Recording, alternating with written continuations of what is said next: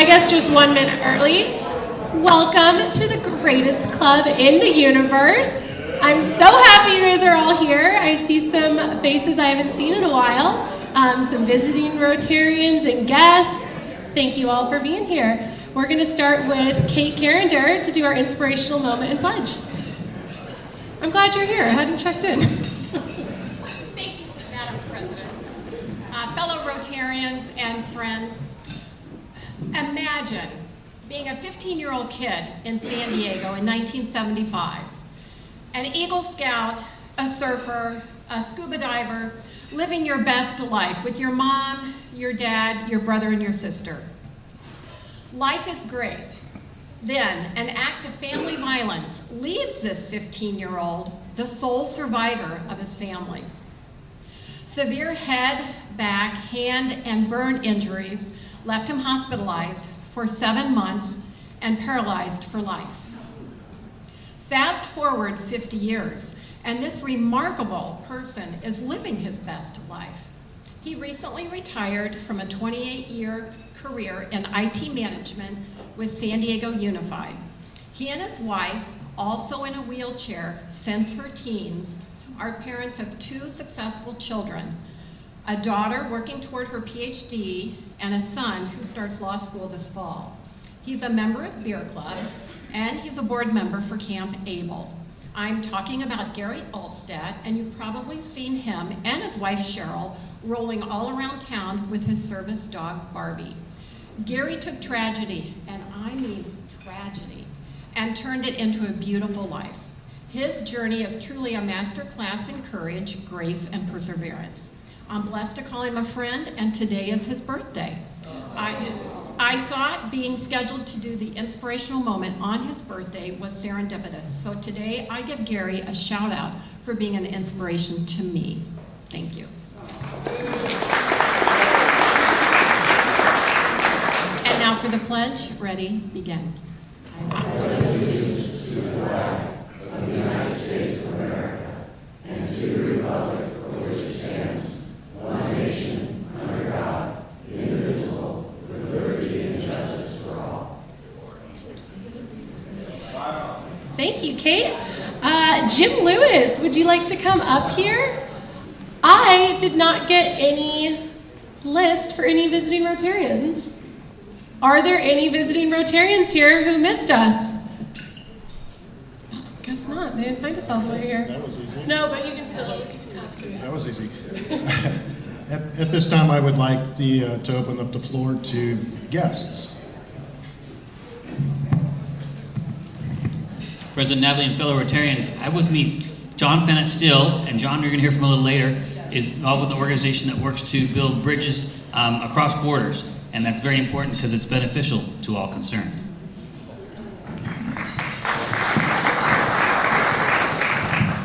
President Natalie, fellow Rotarians and guests, I have 2 people to recognize.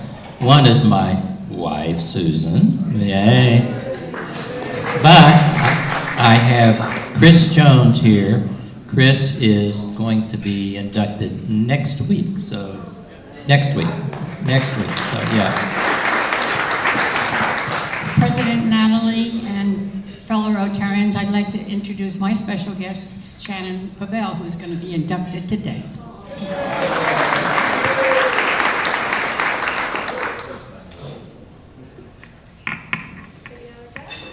All right. So Jim is also up here because he was sending me pictures in Italy visiting tons of different Rotary clubs. Jim, do you want to show us your flag and tell us a little bit about the clubs you visited? Thank you. I visited the club in Cortona in Tuscany. There's also a chapter in Arezzo, which I am planning on meeting with next time. I will say I went twice. One was a special deal. The other one was their passing on of the presidency from year to year, which was fantastic, and got a flag for us. I will try to get another one from Arezzo in December. And the fantastic thing about Italy is that they happen to meet at night For some people, it might be a little late because they don't start till 8 o'clock. But 8 to 11:30, plenty of wine. Enough said. Thank you so much, Jim. We might have to incorporate that for one of our meetings. And JT just got back from a trip, and he also brought us a flag. I love this.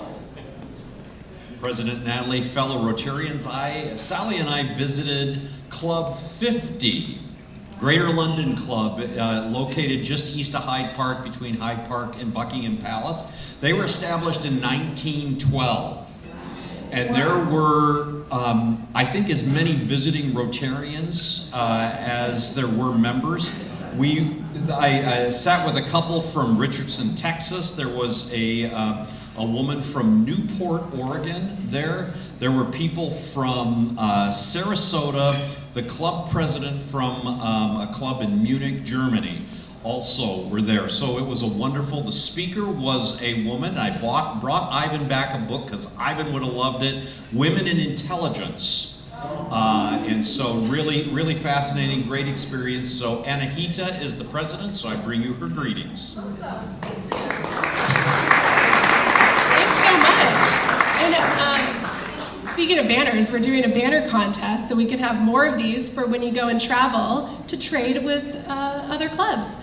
So what do we have next here, Joe? Yes, Red Badgers. I did see a couple. Tom, he's one of our newest Red Badgers. I have a question for you. What was your first animal and what was its name?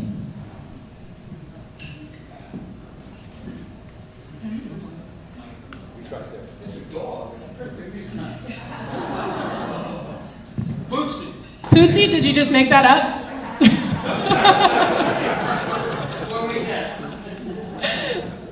And is JD here? JD, what was your first animal and what was its name? So my first animal was our hobbies named Noxon, after the Noxon River and Reservoir in Montana, and we just had to put him down about 2 months ago. But he was a big part of our life, and so we say long live Noxon. Are there any other Red Badgers who I missed? I don't think so, but we'll have some new ones soon. Okay, now to my 100 years ago. I've been doing a lot of research, and it's been fun doing this, but I'm curious, has anyone ever heard of the Scopes monkey trial? Okay, wow, I had never heard of it, and doing my research, sorry, it kept coming up, so I finally looked into it. So 100 years ago, America was glued to the radio for the Scopes monkey trial, the first courtroom drama to be broadcast on the radio and go national. A young teacher in Tennessee named John T. Scopes was charged and found guilty for breaking the law for teaching evolution.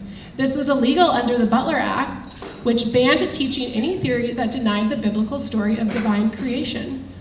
The country watched as two legal giants, Clarence Darrow and William Jennings Bryan, battled it out in court. It was the original trial of the century. So when I thought about how to connect this with someone, I could have gone a couple different ways. I could have gone with someone who likes monkeys, maybe a scientist, someone who goes to church perhaps. But then I saw one of my favorite attorneys on the RSVP list, and that is Tammy Sandke. Tammy, come on up here because I have a little gift for you. I got a little monkey for you. I know this isn't the kind of law you would take, but welcome. Oh, I heard that, Ed. Someone said she's married to one.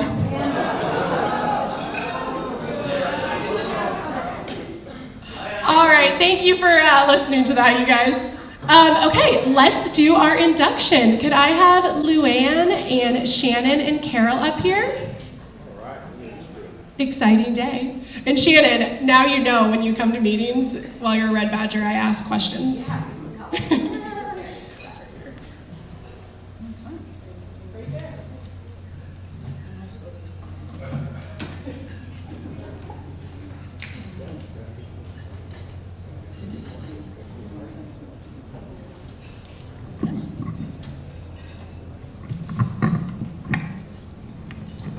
Thank you, President Natalie.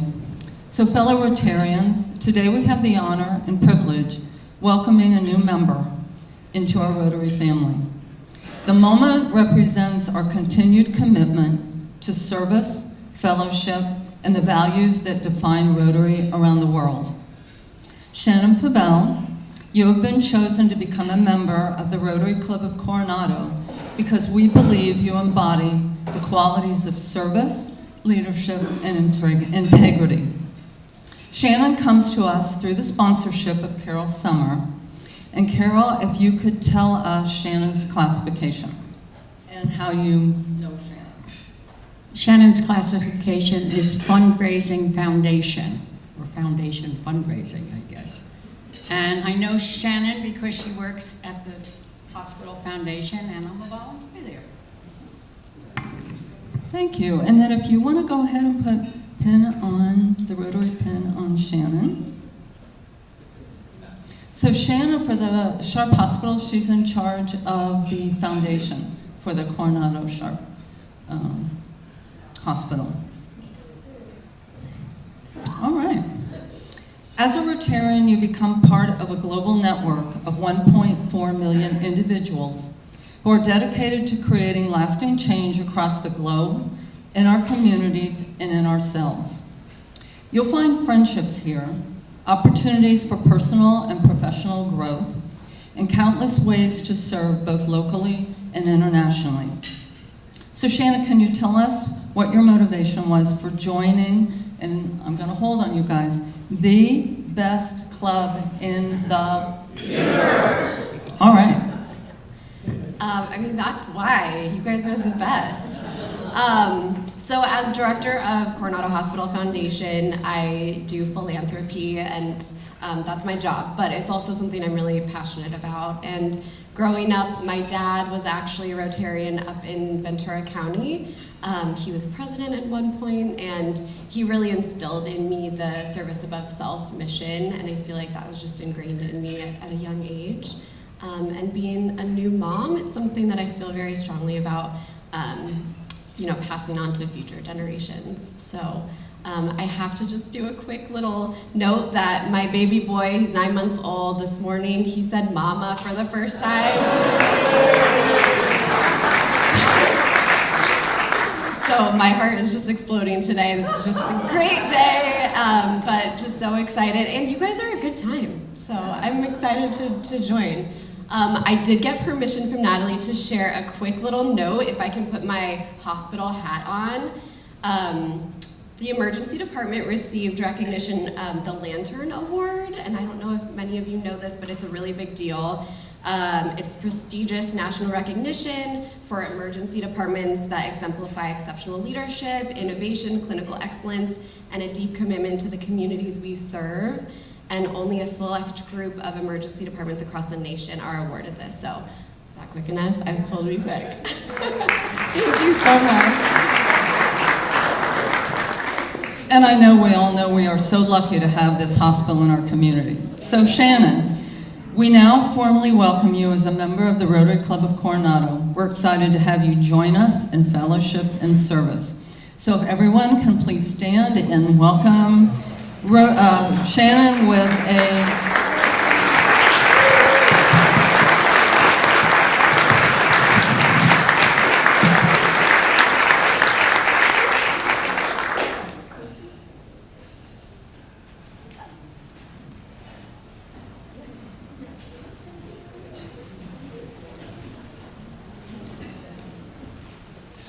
Thank you so much.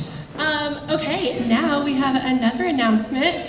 We have our wine tasting event coming up very soon, and I'd like the committee to come up here for their brief announcement. Is that Sara? Announcement for wine tasting event? Yeah.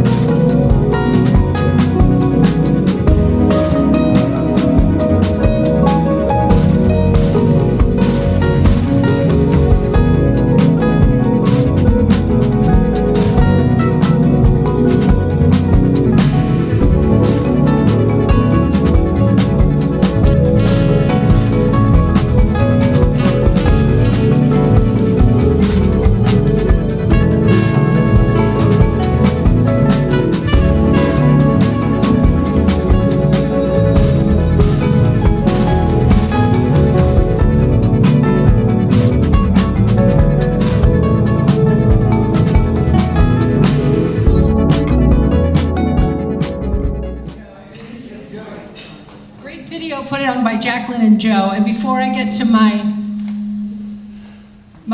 information, to give relevance to the Coronado Mansion, formerly the Hansen Mansion, I want to call up Al Hansen, who grew up in the Hansen Mansion. He's been a Rotarian since 2017, a great fisherman and a retired teacher who you all know. And he's going to give a few words about that, and then I'll give details about the party.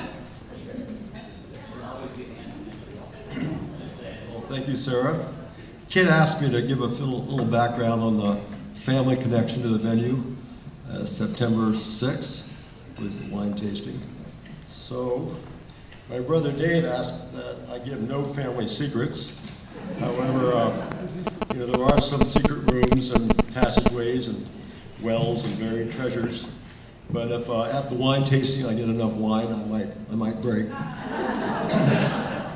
So a little background. Our family moved into 711A in 1950, which I can't believe 75 years ago. It's kind of shocking. We had a total of 6 kids. There were 3 Hansen boys and 3 Probasco cousins, who my mom had raised because their parents passed away. We came to own the house in an unusual way. The house was to be sold at a tax auction to a Coronado, to a Chicago law firm, and they were going to take it down and sell the parts. My dad, Leo, who was born and raised here in Coronado, was part of the group that wanted to see it preserved. So his parents managed the Hotel Del Spas, so they'd all been there a long time, and he needed a house. And probably a little more than he expected, but he stepped in and submitted an overbid after 3 p.m. on a Friday, knowing that the Chicago offices were closed. And so he won the bid, and he had already sold off 3 of the parcels of the property. So we essentially got the house for free. And he always called it God's gift. So the house is extraordinary. 14,000 square feet, 14 bedrooms and bathrooms. Many of the rooms we use as bedrooms had former lives as a coat room, fur safe, library, card room. And the grounds were equally magical. We had a lat house with fern gardens that felt like Jurassic Park, ponds, long promenades, vast lawns, towering jacarandas and palms and magnolias. Growing up there every Saturday morning was not for sleeping in, they were for yard work. And my siblings and I, kind of an army of indigenous servants, learned the life skills of mowing, plumbing, painting, and more, and it was definitely a hands-on education.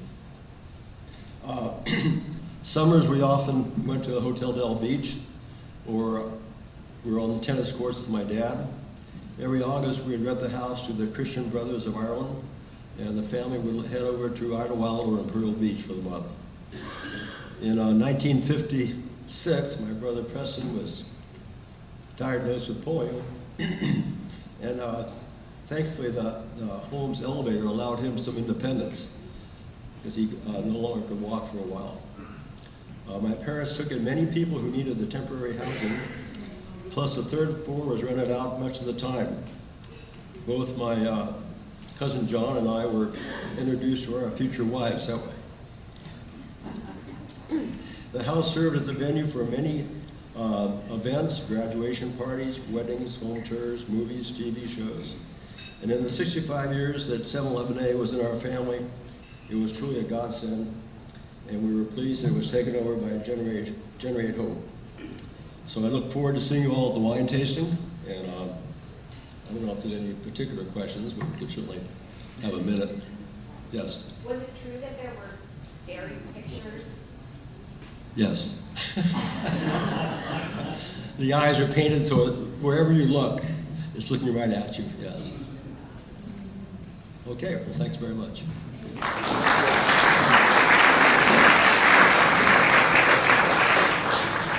So Jacqueline and I want to invite you on September 6th to our big party, biggest party of the year in the Hansen Mansion. As he mentioned, at 711 A Avenue. We have changed it now a little bit so we can have room for more guests because our club has wonderfully expanded and we want to make sure we have time to spend more brotherhood with all of our fellow Rotarians. We now have 8 to 10 premier wineries, and LuAnn has done a great job in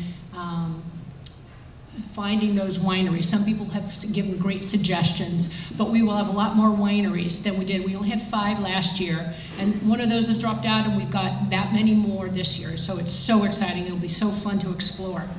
Also, Anzo's worked with Chef Joe, and we are elevating the hors d'oeuvres. They will be at a much higher, more premium level than they were last year, as well as desserts, and we will have a boutique chocolatier there as well. So the great news is the tickets go on sale today. Today through August 13th, a Rotarian +1 can have a ticket for $135. It is on Coronado Rotary, winetasting.com. As well, we're going to send a note out to you after the meeting that you can just link it like you do getting into a meeting. So it's an easy way to get to it. The website has been updated by Joe Melloy, and he did a great job with Jacqueline. And gosh, this weekend it crashed twice, and Joe had to rebuild the entire website. That was so wonderful. Yay, Joe! We will also add one more page that will include a list of all the wineries, the major companies that have donated things, as well as we will have a page for our major, or part of that page will be for our major donors.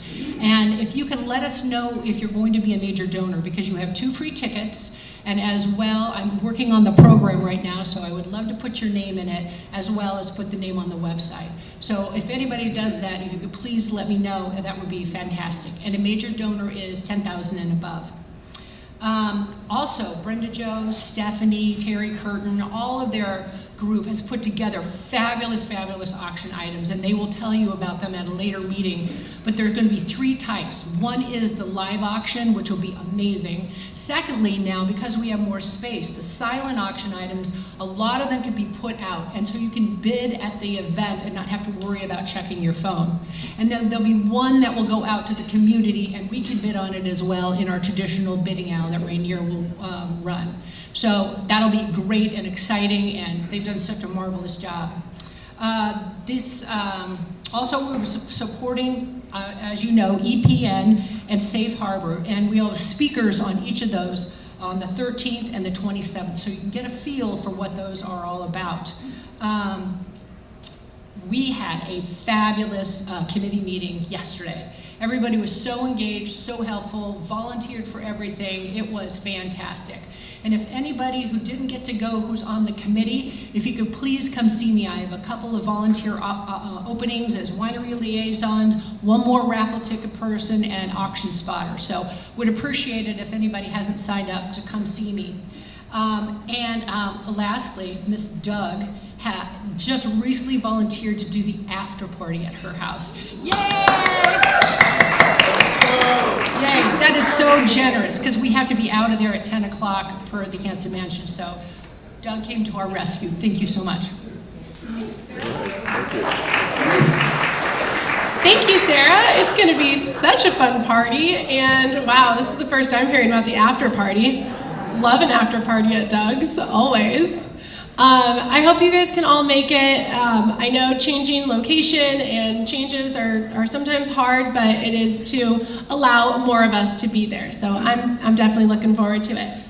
Okay, next I would like to introduce John.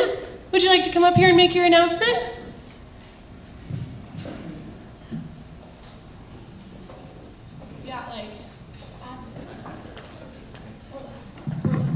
Hello, John Fanestil. Thanks for the invitation. Bill, appreciate the hospitality and welcome that you all gave me. I'm here to speak about Friendship Park and a project that we've launched called Friends Across Borders. Many of you, I'm sure, are familiar with Friendship Park, the site just about 5 miles south of here, where the border wall dives into the Pacific Ocean. Historic site here in San Diego, inaugurated by First Lady Pat Nixon in 1971, when there were just 3 strands of barbed wire on the border at that time. On that day, August 18th, 1971, she actually had her security detail take the barbed wire down, and she walked into Mexico to greet the crowd that had assembled there that day. The site doesn't look anything like that now. It's got 2 border walls 30 feet high with barbed wire all over the place. But on the Mexico side, it's still this spectacular venue. If any of you have ever been to Playas de Tijuana, there's a remarkable creative churn of community on the Mexico side. A brand new wall, the largest ever mural has gone up on the new wall. So the Mexico side is continuing to extend an invitation to us to create an international park at that location. And that's our mission as the Friends of Friendship Park, the nonprofit that I serve as executive director. But I'm here today because I had a remarkable experience just last year. I went for the first time ever to the Peace Arch Park at Washington in British Columbia. Has anybody ever been to the Peace Arch? So at Washington in British Columbia, there's an international park. It's very much a parallel to this one. Okay. So at the Peace Arch Park, an international park, very much a sister park to the one that should exist here, you're able to enter from either country. You can enter a provincial park from British Columbia or a state park in the state of Washington. And then from there, you can enter a shared space. In their case, it's a large lawn. So you can enter from either country, intermingle freely. Authorities, Border Patrol in the United States, Royal Canadian Mounted Police in Canada have a perimeter, and they run the place fabulously. It's entirely safe and secure.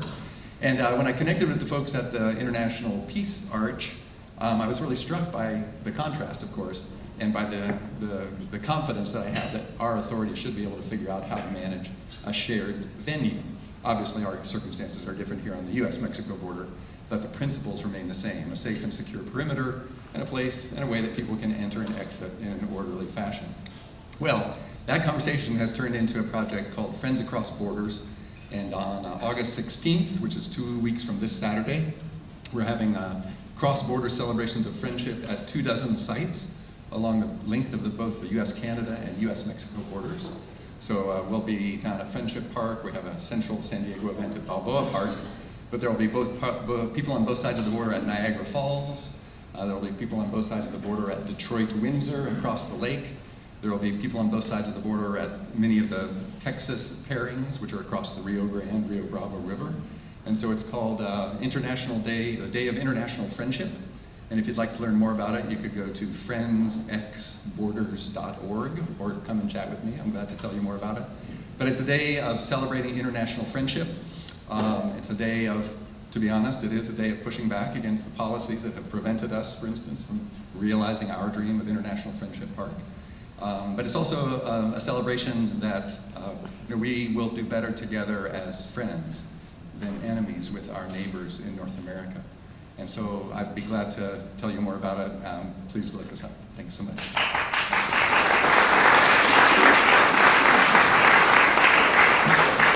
Thank you so much, John.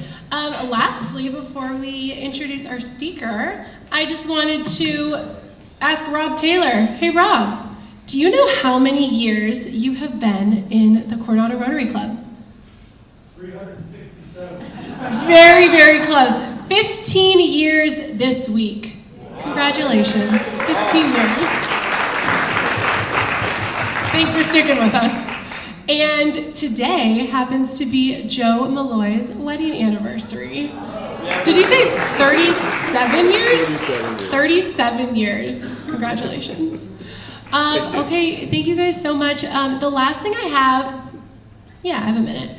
Who here has been in Rotary long enough to know what happy dollars are? Anyone? Anyone know what happy dollars? Okay. Happy dollars, from what I gathered, is similar to fining people, right? You know, they want to make an announcement and give up some money, that kind of thing, instead of being negative and calling it a fine. I'm going to be bringing happy dollars back in. And speaking of happy dollars, Mike Wywoody, where are you? I think he wanted to make a little happy dollar announcement. I did okay this before saying it was going to cost anything. Well, I'm happy to kick off your Happy Dollar program. And this is a non-Rotarian announcement.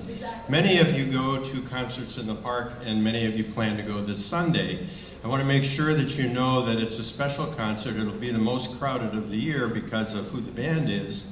And there's a headliner, and in fact, Carol Sommer is one of the backers who has financed bringing that headliner here.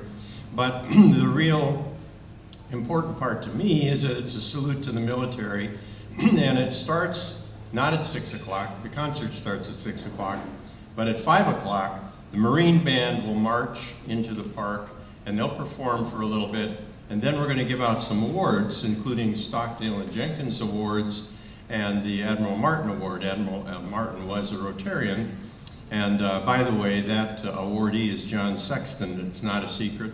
If you know him, feel free to. So during the awards portion, if you're there, if you can help people pay attention to what's going on, we'd sure appreciate it. Thank you, Mike. How much was that announcement worth to you? $50. $50. Wow, look at that. Starting things off great. Thank you, Mike. Okay, and with that, Jeanmarie, would you like to come and introduce our guest? Dr. Smith, you were getting me nervous there for a second. I was like, what am I going to have 30 minutes to talk about? I'd figure it out. Okay, thank you so much. Well, the reason that Dr. Smith just showed up is because he had clinic this morning, in addition to his major duties at UC San Diego. Dr. David Smith is the director of the Altman Clinical and Translational Research Institute, LuAnn, at UC San Diego. ACTRI, or the Altman Institute, focuses on accelerating the translation of scientific discoveries into practical medical applications. Established in 2010, Altman supports research across various stages from basic science to clinical trials, and it also fosters collaboration between researchers, clinicians, and institutions. As a director, Dr. Smith is also an infectious disease specialist and a translational research virologist. His primary research involves figuring out how to stop the transmission of HIV and finding a cure. In fact, in 2010, he was named the HIV Researcher of the Year by the HIV Medical Association. Since the outbreak of COVID in 2019, he has been actively engaged in the international efforts to find safe and effective treatments for COVID. The list goes on, but I'm really pleased and honored to be able to introduce Dr. David Smith.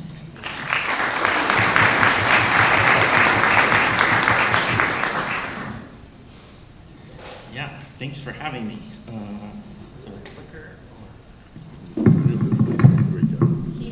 You'll click me? Yeah. Okay, all right. Get closer to the I will need to watch the slides.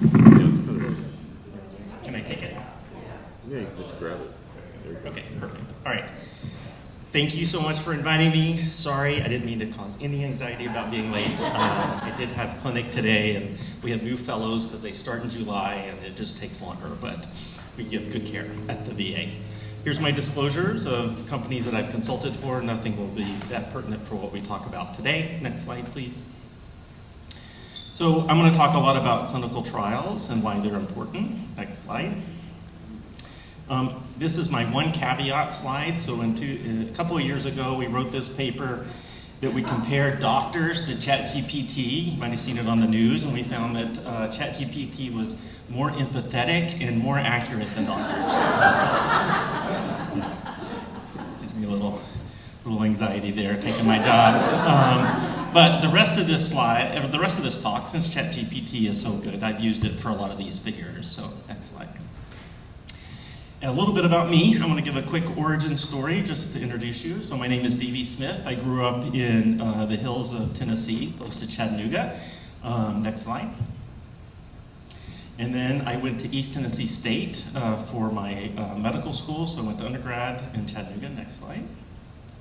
There I met a guy, next slide, and he was in the Navy, and he took me to San Diego. So that's how I'm here. Next slide.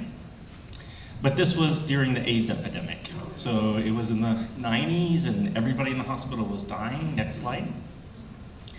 And it was right at that time when highly active antiretroviral therapy came out. The HIV cocktails came out. Next slide. And everybody got up and went home. It was the biggest medical miracle of my life, I am sure. It was just amazing, and that's when I said that I wanted to be part of this. Next slide. So I said, clinical trials are important. That's how we got all those therapies that save so many lives and still save lots of lives today. I saw that firsthand as an intern and resident here at UC San Diego. Next slide. Okay, so now the question is about you. You don't have to tell me, but these are some questions that I want you to think about yourself in terms of clinical trials. Have you ever participated in a clinical trial? Has it been around hoping for better care? Has it been access to cutting edge medicine? Has it been helping future patients? Is it about getting a little bit of a stipend? I've done all of those. As a starving college student, I went to lots of clinical trials where they did stuff that I got paid so I could go on dates and stuff. Next slide. Okay. And why are clinical trials important? Because before we had clinical trials, we had bloodletting. George Washington probably died of bloodletting. He had streptococcus infection in his throat, so he had a bad sore throat, which actually turned into inflaming his airway enough to where he actually probably choked to death as well. But every day, a doctor would go in and bleed him dry, thinking that was he had bad humors, and that was the cause of his illness. But we also drilled holes in people's skull. We gave people mercury. We gave people arsenic. These were just things that we thought made a difference because we didn't know. We didn't know until we did clinical trials, snake oil, all that sort of stuff. Next slide. So here's one of my favorite quotes. It's from the former head of the Cancer Institute. He says, the history of cancer research has been a history of curing cancer in the mouse. And we've done this for decades. It just simply didn't work in humans. So that's another one that we have to think about of why we need clinical research. Next slide. What is the clinical research? It's the study and safety and effectiveness of medical advances. Different than laboratory research, it involves people who volunteer. I'm a Tennessean, so there's the balls down there at the bottom. And there's many different types. There's observational studies where we don't actually do anything, we just sit back and watch. Interventional studies where we test treatments or diagnostics or vaccines. Prevention, which would be around the vaccine side. And then quality of life studies are there as well. Next slide. So the birth of clinical trials, I don't know if y'all knew this, but this was scurvy. So there was a guy, his name was James Lynn. He saw these sailors dying of scurvy, and he's like, okay, well, some of you get oranges and lemons, and some of you don't. And it turned out that the ones who ate oranges and lemons within days were back to working with lots of vigor, and that's where we get limeys for sailors, because they ate limes to keep from having a vitamin C deficiency. The next formal randomized control trial was actually in streptomycin, which probably would have cured George Washington's strep throat, by the way, but it was used for tuberculosis in 1948. And this was the first time that medicine started to demand evidence that things work so that they could go into people. Next slide. But a big thing has to exist when we talk about randomized controlled trials or any clinical trial whatsoever, is that we don't know which of those is better. We don't know if the placebo is better than the intervention. And that's really important. Or it might be standard of care in some cases. We know that some things are better than placebo, so then we have to compare it to the standard of care. But a lot of times I see a lot of participants coming into studies like, I only want the intervention. And my point is, I don't know which one is better. And we're just going to blindly give you one to really test that out. And that is what's called clinical equipoise. Next slide. But during this whole process of clinical trials, lots of really bad things have happened. And we all know about the Tuskegee syphilis study, where 600 black men were untreated for 40 years, despite penicillin being created during that time, just to see what syphilis did. There were experiments, Nazi experiments with hypothermia, broken bones. I mean, it's just absolutely horrendous what they did in clinical trials in Germany at that time. And then here in the United States, we also had the Willowbrook study about hepatitis, where we gave developmentally delayed children hepatitis to see what would happen, and then whether or not the vaccine would actually work. What's interesting, this study proved that our hepatitis B vaccine worked, but it was just an unethical way of actually doing that sort of study. Next slide. So then we started to get our act together in terms of ethics, and there's a Belmont report that talks about that the person needed to be respected, we need to have justice. Nuremberg Code said that people had to voluntarily consent to come into a clinical trial. And today, informed consent really means that we understand the risks, the benefits, and the right to walk away, and that you still contain autonomy when you're in a clinical trial, and that's very important. Next slide. I should have started off by saying I'm a professor, so I like to profess and just talk about stuff. So hopefully nobody's going to get too bored. We'll get to some other stuff in a second, but this is just clinical trial stuff. This is the modern oversight of how we do clinical trials, which I think is really important for making sure that everybody's safe and that we actually get an answer that's helpful. One is the Belmont report, the Nuremberg Code. These govern how we tell participants what they will or won't get within a clinical trial. But we also have things called institutional review boards that make sure to go over the protocol to make sure that they're safe, that the risk-benefit ratio is what we call it, don't outweigh each other, that the risks are not more than the potential benefits that somebody might actually get. And then we also have these boards that look at the clinical trial over time.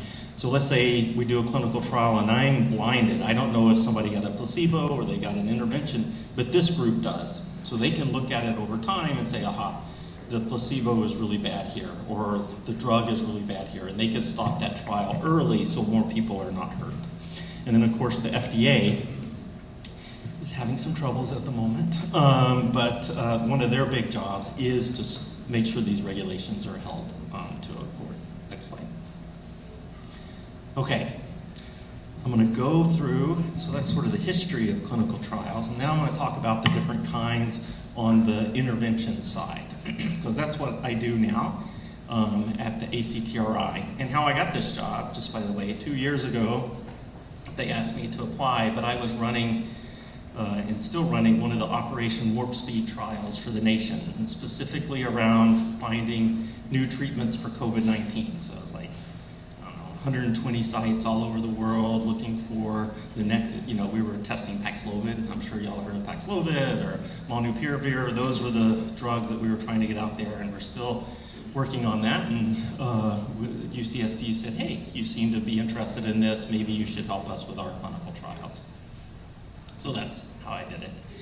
So on the preclinical side, before a drug gets into a person, it needs to be tested in many ways, including the mouse, like the Cancer Institute guy said, to see if it works the way it's supposed to, and looks like it's going to be relatively safe. So does it work in the lab? Needs to be answered that question first. And if it does, next slide, it goes into what we call phase 0 testing. Not all drugs need phase 0 testing, but many do. And that means that they put it in a person and see if they can get the right levels. So they're really looking at drug levels to see if they can get it high enough to do what it's supposed to do. Next slide.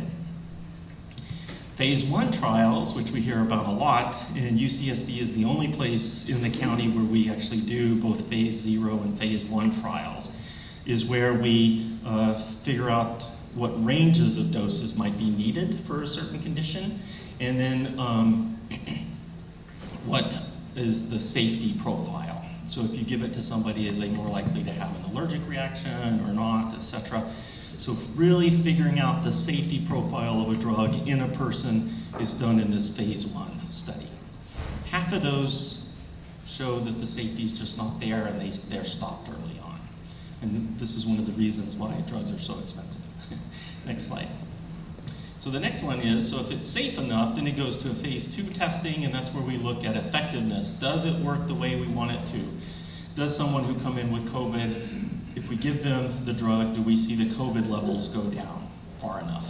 And if they're only about a third of the time with those studies actually work. So 2/3 of the time those studies are gone. Those drugs are gone because they don't show the amount of efficacy that we want in that setting. Next slide. And then phase 3 is really the golden ticket award. This is where the FDA, if it proves that it is safe and effective and better than anything that we have out there right now, then the FDA would approve it. And they have a particular rule called feel, function, and survive. So a drug has to make you either feel better, function better, or survive better. It doesn't need to meet all three of those, but it has to meet one of those, and it has to do it better than what we already have before we get approval, for the most part. And about there, if it's made it through that one, it's about half the time that'll be approved. Next slide. And then phase 4 clinical trial is after a drug got approved already, and we have it out in the world, and people are using it, doctors are using it out in what we call the real world versus a clinical trial world, and then we're really looking at safety signals in bigger numbers usually, and effectiveness in bigger numbers. There was a drug, I don't know if you remember, but Vioxx, which is a new kind of ibuprofen, caused more heart attacks. But nobody knew that until we saw tons of people getting that drug, and then we're like, oh, this phase 4 study needs to be done, and that's where we saw it, and then it got withdrawn.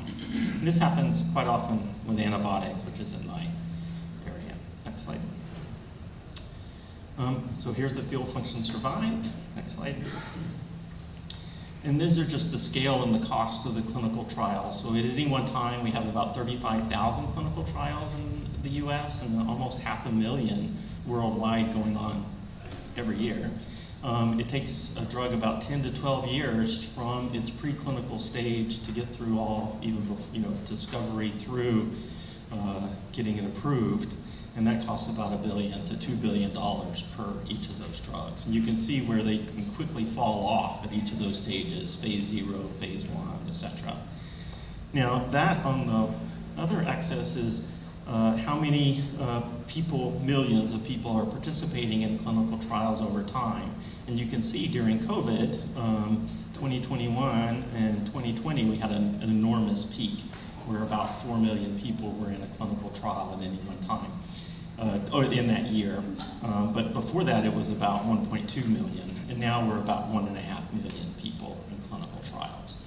And what that told me is that I was a great clinical trialist, because that's when I was doing all my clinical trials, but it was also at a time when people were very interested in clinical trials. They wanted to get the best vaccine out, they wanted to get the best treatment out, they wanted to get the best diagnostics out, and that really required all of us pitching in to do those clinical trials to get it out as fast as possible.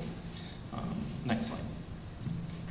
And we had lots of recent successes. I just pulled these off the internet the other day. Everything from a new HIV prevention drug where people can take it twice a year. And then there's these new cellular therapies called CAR T cells that have been used for kidney cancer now. They were for lymphoma. Now people are using them for lupus, so things that are not cancer.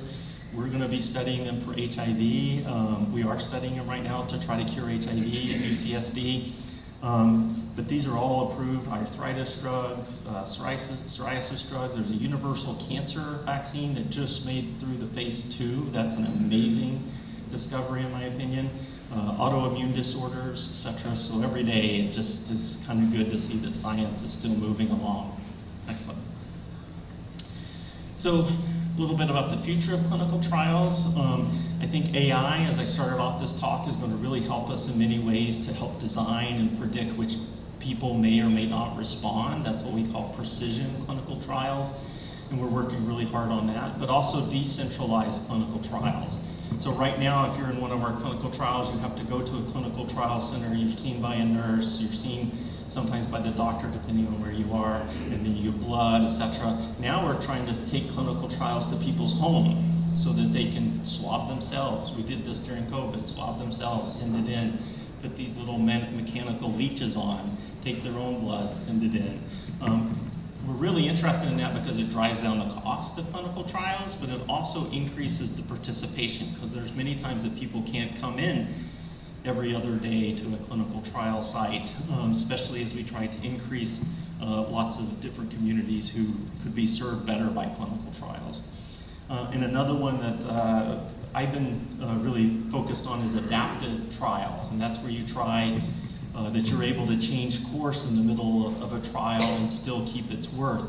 Let's say you're trying to test 4 different drugs for COVID and one of those just doesn't work. Well, you drop it early on and then focus your energy on the other ones.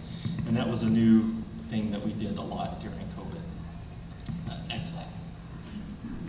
So precision medicine is a big one. Most trials don't really look at the participant as much as it should. It might look at what disease they have, but there's a lot of things that make us different in terms of our genetics or even our socioeconomic backgrounds, et cetera, on how we're going to respond to even a blood pressure medicine, what our diet is like, et cetera. And incorporating that information into a trial really does make that trial better.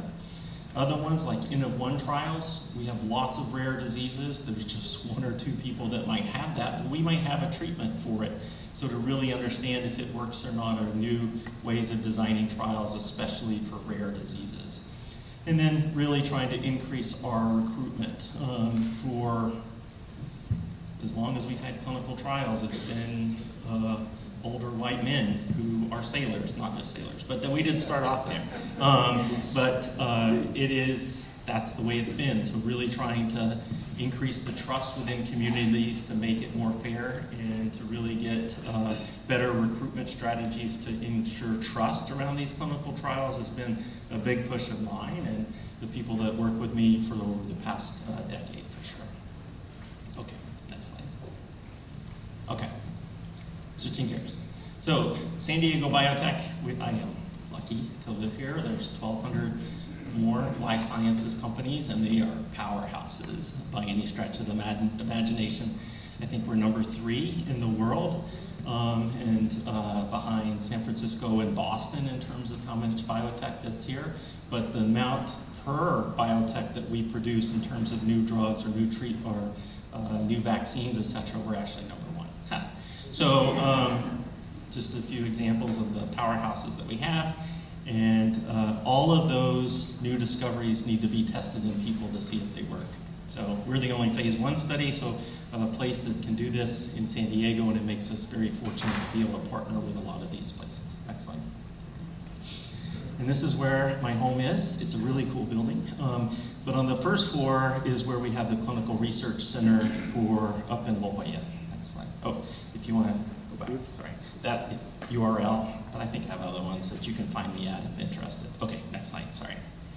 Here's our partners. So this program is attached to an NIH grant called the Clinical Translational Science Award. I'll just tell you, we got funded last week.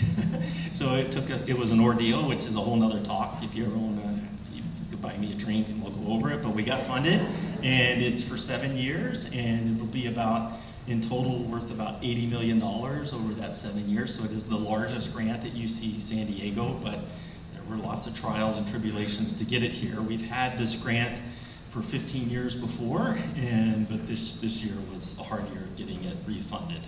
But in that grant, we have a large component of partners that are close, like La Jolla Institute, Salk, Sanford Burnham, and then we have clinical partners such as the VA, Rades, El Centro Regional Medical Center, so we're extending down to the border, Eisenhower Health, we're extending out to the rural areas in the desert, and really trying to bring that pediatric population, which has really suffered from low amount of clinical trials forever.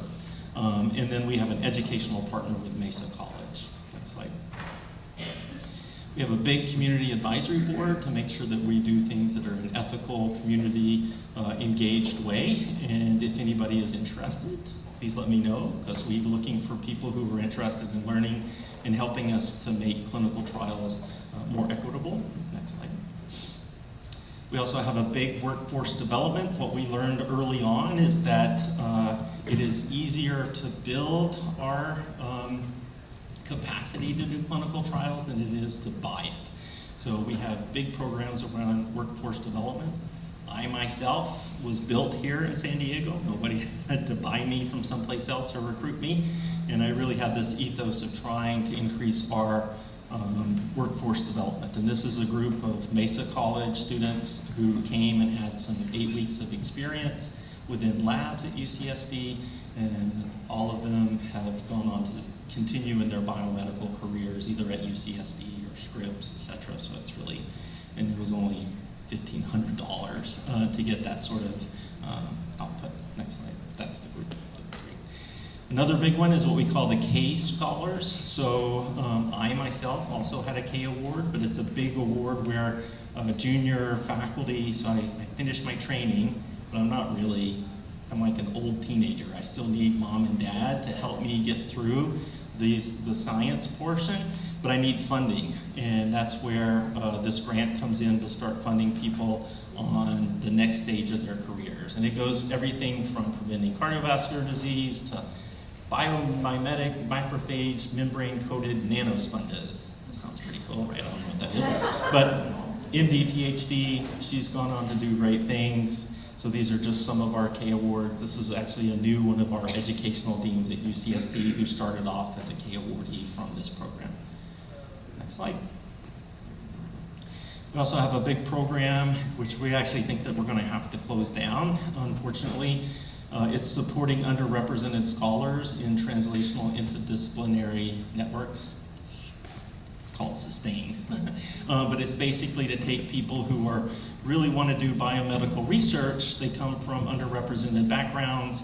They haven't had the same opportunities to try it. So to try to increase our training in this area, we have put in some money for this, but the feds in their DEI hammer have pretty much probably going to close this down. So we haven't figured out ways to get this back up and running. And what's sad is it's been so successful. Each one of these people have gone on to get very large NIH or National Science Foundation awards now that they've been able to go through this program. So we're still trying to figure out how to do this better. Next slide. We also do lots of seed funding, so pilot grants. We gave about 68, almost 70 pilot awards since 2018. Over 1,500 publications were done, but new grants from those people who did it brought in $79 million on their own. So out of probably this cost us $1 million, our return on investment was enormous. So we know that just a little bit of very targeted seed funding in this translational area really can pay off for everybody. And it's not just UCSD, it goes to all of our partners like SALT and SCRIBE, LuAnn Institute, etc. Next slide. We also have a big thing in engineering. I just wanted to point this out. This is one of our pilot awards. This is a company that's just started that makes 3D printed limbs for people who are amputees, and that's getting ready to be launched. And probably, that is a biotech company now, and I think they just finished their second round of seed funding, so it's great. Yeah. Oh, nice. He's great. So it started off with one of our pilot awards with the engineering department. Next slide. And we've been growing really, really fast. So this is annual visits per year. 2024, we had 8,700. We basically had maxed out our space to be able to where we could do trials. Next slide.